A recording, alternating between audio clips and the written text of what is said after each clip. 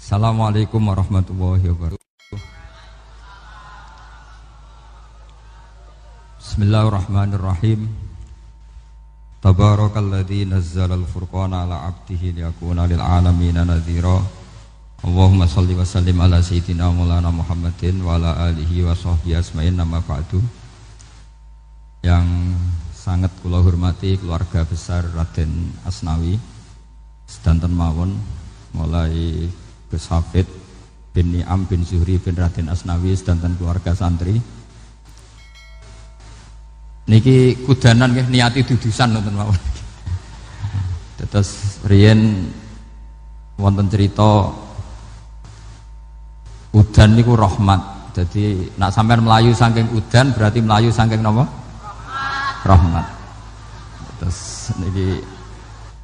Terus cara berpikir niku udan niku rahmat, terus termasuk tobat sing sah niku dawuh Imam Ghazali kon adus nganggo banyu udan sing ceblok langsung, mergo nak liwat kenteng kadang kentenge iku hasil sumbangan proposal.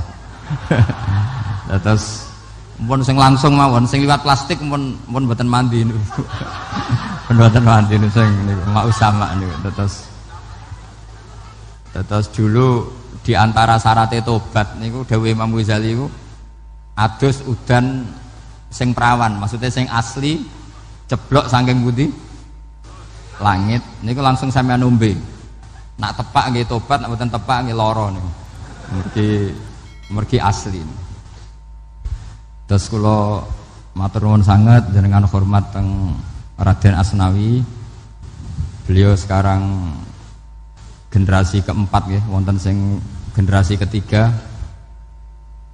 Nasab kula kepanggih Raden Asnawi teng Asnawi sepuh. Terus Mbah Raden Asnawi gadah bah namine Abdullah Husnen, terus Ibu Ayu Sofiah niku binti Asnawi sepuh.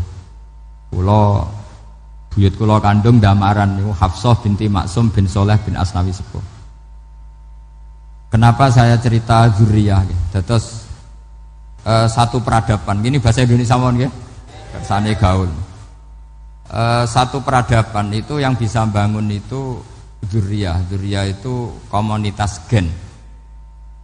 Meskipun nanti komunitas gen itu bisa disadap atau dibajak oleh orang-orang yang tidak gen, jadi agak ilegal tapi itu sah. Karena sampean bisa misalnya kalah nasab sama saya, misalnya bilang nanti ketemu di Nabi Adam saja Gus gitu. Nanti pasti kita ketemu di siapa? Nabi Adam. Terus kedua, kekalahan nasab itu udah abadi, karena nanti setelah jenengan ditanya di kuburan, bapak kamu siapa? Itu disuruh jawab Nabi siapa? Ibrahim.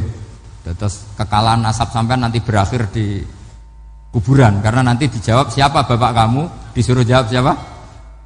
Nabi Ibrahim. Jadi yang punya bapak Karmen apa itu sudah selesai, sudah nggak dipakai lagi. Nanti pakai siapa? Nabi siapa? Ibrahim. Nah, kenapa saya cerita bahwa nasab gen itu akan disatukan oleh satu visi ilmiah yang objektif. Gini ku dawuh Nabi Yusuf, wattaba'tu millata abai Ibrahim wa Ishaq wa Yaqub. Terus dawuh Nabi Yusuf, maka nalana an nusyrika billahi min syai'. Jadi saya ngikuti leluhur saya. Ini dengerin ya. Saya ngikuti leluhur saya, yaitu Nabi Yakub bin Ishak bin Ibrahim. Leluhur saya itu siapa? Maka nalana an nusyrika billahi min syai', yaitu keluarga besar yang tidak pernah melakukan kemusyrikan. Ya, keluarga besar kami punya tradisi tidak pernah melakukan kemusyrikan. Dan bahkan itu dibahasakan tidak mungkin kita ini melakukan kemusyrikan. Maka nalana itu kira-kira kalau bahasa Indonesia itu kita ini tidak mungkin melakukan kemusyrikan. Nah, kenapa demikian? Itu berangkat dari logika yang permanen. Disebut yusabbitu Allahu alladzina amanu bil qouli tsabiti fil hayatid dunya wa fil akhir. Logika permanen itu begini misalnya. Kita ini kan hidup dari bapak dari ibu terus sampai Nabi Adam. Kemudian setelah Nabi Adam ini berakhir Berakhir, kemudian kita mau tidak mau berpikir Nabi Adam itu siapa? Terus diterangkan ternyata Nabi Adam itu satu makhluk hidup yang mulanya dari tanah, lewat wahyu Allah, lewat titah Allah kun, kemudian jadi manusia yang bernama Adam. Sebelum Adam ada bumi, ada langit, ada cakrawala, macam-macam. Kemudian itu kita rumuskan lagi, asal usulnya adalah tidak ada, adamiyun makhdun. Akhirnya kita tahu bahwa alam raya ini diwujudkan setelah dari tidak ada. Nah tentu terus kita berpikir, dari tidak ada menjadi ada itu pasti penyebabnya adalah sesuatu yang ada. Nah yang ada itu disebut wajibil wujud. Karena wajibil wujud ini wujud sendiri, nggak ada saingannya. Karena Allahu wala syai'amahu, Allah ada dan tidak ada pesaingnya. Maka kita ini berpikir nggak mungkin ada kekuatan manapun yang menyamai Allah. Sehingga nggak ada Yesus mungkin menyamai Allah, nggak ada Fir'aun, nggak ada Lata, nggak ada Uzza. Makanya disebut maka nalana an nusyrika billahi min syai'. Kita ini tidak mungkin melakukan kemusyrikan. Sama tidak usah tanya saya, Gus, tapi orang menjadi musyrik itu kan mungkin. Jawabannya itu tetap nggak mungkin. Kemusyrikan itu satu teori yang nggak mungkin. Tapi kalau orang musyrik itu mungkin.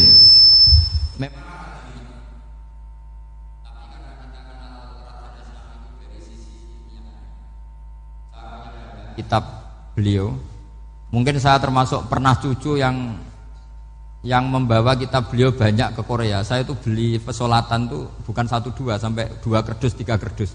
Itu mulai dulu, mulai saya ngiai sampai sekarang tak bawa ke Sragen, ke Solo Tigo, termasuk tak bawa ke Korea. Jadi mungkin ya ini GR saya ngaji di sini itu barokahnya jualan pesolatan. Tapi bukan jualan yang cari laba enggak, karena tak gratiskan, tapi itu dagang akhirat lah kira-kira gitu. Jadi kalau saya masuk neraka kita era pantas, bakul pesolatan kok masuk neraka gitu, kayak itu gak pantas itu. Karena saya termasuk orang ya yang cara berpikir itu optimis. Dulu di sini ada orang alim alama namanya Raden Asnawi.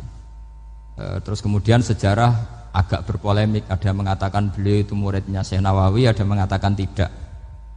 Apapun itu yang saya yakini adalah beliau ya saling istifadah lah, saling bermanfaat bagi Syekh Nawawi Banten. Saya punya catatan sejarah banyak tentang Raden Asnawi karena guru-guru kita itu akan ketemu di Syekh Nawawi Banten. Yaitu kita tahu misalnya saya ngaji Mbah Mun ngaji Mbah Zubair misalnya ngaji Syekh Fakih Mas Kumambang, ngaji Mbah Mahfud, terus ngaji Said Abi Bakar Sato, terus ngaji Sayyid Zaini Dahlan. Kalau keluarga sini mungkin misalnya Gus Hafid, Mbah Niam, Mbah Zuhri, terus Raden Asnawi. Raden Asnawi kita tahu nikah dari istri mudanya Syekh Nawawi, yaitu Nyai Hamdana. Saya sering diceritani Mbah Mun, terus Nyai Hamdana punya anak yang namanya Zuhriyah dari Syekh Nawawi. Kemudian setelah dinikahi Raden Asnawi punya anak namanya Zuhri, Minan, Niam, terus sampai ke Gus Hafid itu, Hafid bin Niam. Kenapa saya cerita ini? Karena kealiman itu adalah sesuatu yang dibanggakan Allah. Imam Amudi itu ulama ahli matematika. Jadi ada ulama itu ahli matematika. Dia nggak pernah ngajarkan pesolatan, zakat, sholat, tapi dia ngajar matematika. Kemudian dari matematika itu beliau menjadi ahli tauhid. Sehingga nanti Mungkar Nakir itu nggak akan tanya dia marabbuka wa manabuka, karena dia punya rencana. Yang ngajar tauhid itu saya, kata. Jadi kalau dia akan mengatakan marabbuka, pangeran kamu itu siapa? Malaikat malah dilawan. Kamu pernah ngajar tauhid? Saya ini guru tauhid. Singkat cerita, saking keramatnya Imam Amudi, kata Allah, ya Amudi, presentasikan ilmu tauhid yang lewat jalur matematika ke semua malaikat saya. Semua malaikat saya tahu cara berpikir matematis. Karena malaikat itu imannya itu iman mauhibah, karena dia malaikat ya iman karena tahu neraka, tahu surga, terus dia iman. Kalau kita ndak, kita iman tuh pakai logika, jadi lebih keren. Loh betul.